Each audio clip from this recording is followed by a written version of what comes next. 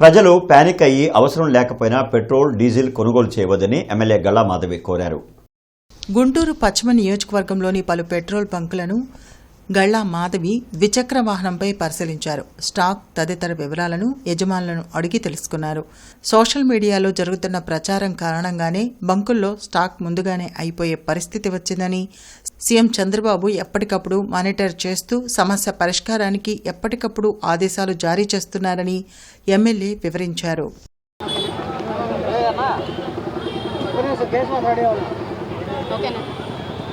అందరికీ నమస్కారం అండి.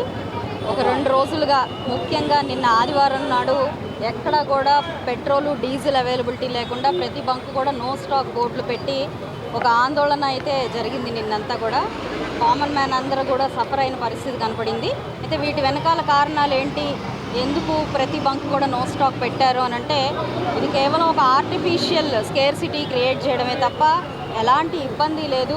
మరి రానున్న బెంగాల్ ఎలక్షన్స్ కావచ్చు, లేదంటే వార్ సినారియోస్ కావచ్చు, ఇలా అనేక కారణాల వల్ల డీజిల్ రేట్లు పెరిగిపోతాయనే ఒక రూమర్ని క్రియేట్ చేయడం వల్ల ఒక సందిగ్ధ పరిస్థితి అయితే ఏర్పడి బంకులన్నీ కూడా క్లోజ్ అయిపోయిన పరిస్థితి.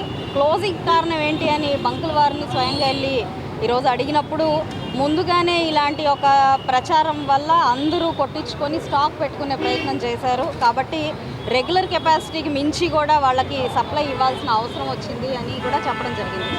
ఇవన్నిటిని పూర్తిగా సమీక్షించి గౌరవ చంద్రబాబు నాయుడు గారు ఈ పెట్రోల్ బంక్ ఓనర్స్ అందరితో, అదేవిధంగా ఓఎంసీ వాళ్ళందరితో కూడా కూర్చుని మాట్లాడి, ఈరోజు చూస్తే ప్రతి బంక్ దగ్గర కూడా ఒక విఆర్ఓ, ఒక పోలీస్ని అపాయింట్ చేసి దీన్ని కంప్లీట్గా మానిటరింగ్ చేయాలి అని చెప్పి ఆదేశాలు జారీ చేయడం జరిగింది. గౌరవ డిస్ట్రిక్ట్ కలెక్టర్స్ కూడా వీటి మీద సమీక్షిస్తూ ఉన్నారు. ఎవరు కూడా నో స్టాక్ బోర్డు పెట్టినా కూడా, లేదంటే వాళ్ళకి నిర్దిష్ట పర్మిట్కి మించి పెట్రోల్ ఇచ్చినా కూడా చర్యలు తీసుకోబడతాయని కూడా సూచనలు చేయడం జరిగింది. ఆ నేపథ్యంలోనే ఈరోజు ఈ పశ్చిమ నియోజకవర్గంలో ఉన్న బంకులన్నీ కూడా ఒకసారి పూర్తిగా ఓపెన్ అయినాయా లేదా, కొన్ని చోట్ల ఇంకా నో స్టాక్ బోర్డులు ఉన్నాయా అని పరిశీలించడం జరిగింది. మరి గార్డెన్ సెంటర్లో, అదేవిధంగా గార్డెన్ సెంటర్లోనే 2 బంకుల్ని సందర్శించడం జరిగింది. ఇక్కడ చుట్టుగుంటలో కూడా ఈరోజు ఒక బంక్ని సందర్శించడం జరిగింది. ఇవన్నీ కూడా మంచి ఆపరేటింగ్లోనే ఉన్నాయి. వారందరూ కూడా వారి స్థాయికి మించి రెగ్యులర్గా 4K లీటర్స్ సేల్ అవుతున్న ఈ బంకులో అయితే దాదాపుగా ఇప్పటికే 7,000 లీటర్ల దాకా కూడా పెట్రోల్ అనేది పంపిణీ అవుతుంది అని చెప్పడం జరిగింది.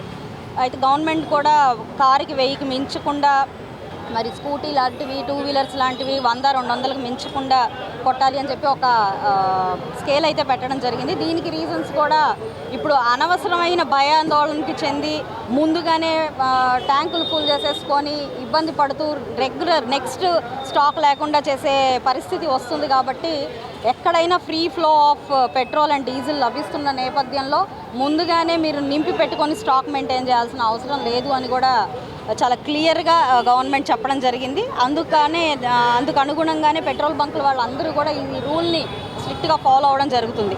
అయితే ఈరోజు ఎక్కడ కొంత ఇబ్బంది లేని పరిస్థితిలో ఉన్నా కూడా నో స్టాక్ బోర్డులు అయితే కనిపిస్తున్నాయి. దానికి కారణాలు చూస్తే మొన్న నైటే పూర్తిగా వాళ్ళ స్టాక్ అయిపోయిన పరిస్థితుల్లో మళ్ళీ ఇప్పుడు ఇండెంట్కి వెళ్ళి ఈ రోజు పరిస్థితి, ముందు రోజుల్లో క్రెడిట్ ఇచ్చేవాళ్ళు, ఒక 3 రోజుల తర్వాత పెట్రోల్ ఇండెంట్ పెట్టిన తర్వాత 3 రోజుల తర్వాత డబ్బులు ఇచ్చే పరిస్థితి ఉండేది. అయితే కొన్ని గ్లోబల్ ఇష్యూస్ కారణంగా ఏ రోజు అమౌంట్ అంటే ఈ రోజు కావాల్సిన ఇండెంట్కి ఈ రోజే డబ్బులు చెల్లించి ఇవ్వాల్సిన పరిస్థితి వచ్చిన క్రమంలో వాళ్ళందరూ కూడా ఇండెంట్కి ఆల్రెడీ పెట్టున్నారు, అమౌంట్లు కూడా కట్టున్నారు.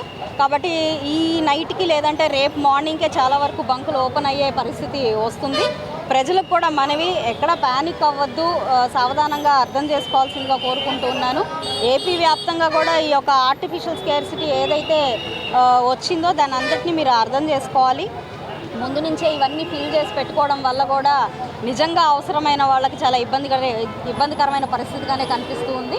బంకుల వాళ్ళు కూడా దీన్ని అలాగే ఏదో స్టాక్ పెట్టేసి ఎవరికి కొట్టకుండా చేసే పరిస్థితి కూడా లేకుండా పూర్తిగా పోలీసింగ్, మానిటరింగ్గా, అదేవిధంగా సచివాలయాల నుంచి విఆర్ఓల్ని కూడా స్పెషల్గా అపాయింట్ చేసి పొద్దున్న నుంచి ఇప్పటిదాకా కూడా ఒక మంచి మానిటరింగ్లో మన ప్రభుత్వ అధికారులు అందరూ కూడా దీని మీదే ఉన్నారు. కాబట్టి ప్రజలందరూ కూడా కొంచెం అర్థం చేసుకొని ప్రశాంతంగా ఉండాల్సిందిగా ఈ సందర్భంగా కోరుకుంటూ అందరికీ సెలవు.